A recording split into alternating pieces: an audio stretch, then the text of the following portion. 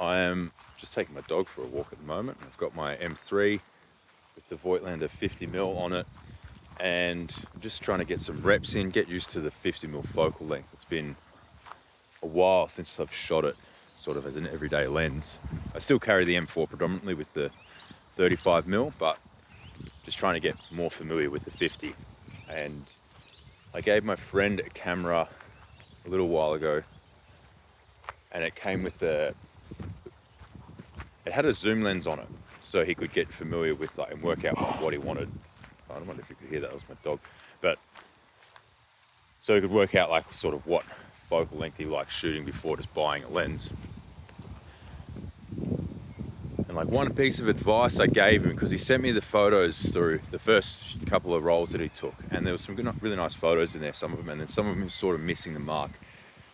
And then somehow I could just see, I guess through my experience as well, I could see what he was trying to achieve. And the photos where he missed what he was trying to take were, he was in the wrong spot for that focal length. And so he, rather than repositioning himself as you would with a fixed lens, because you're like, all right, well, I'll frame this, I can't adjust the frame anymore because the lens is fixed. People go to zoom, and this is the biggest killer with zoom lenses, is if you haven't worked out that focal range, then using the zoom without even knowing makes you lazier. Now, I don't mean like he's lazy, but it makes you think in a more lazy way, because I can just zoom in to get that look or get that frame, which isn't always the way.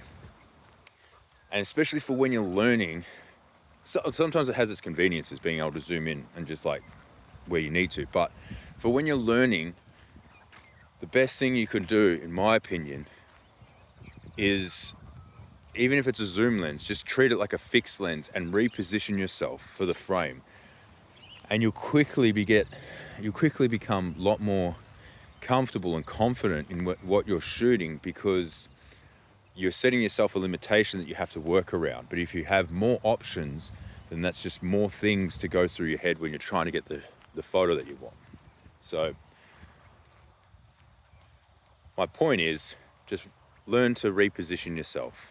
And that's what I'm trying to do with the 50mm right now. I'm trying to work out where to position myself to get photos that look like my style of photos with a 50mm, even though I don't usually shoot a 50mm.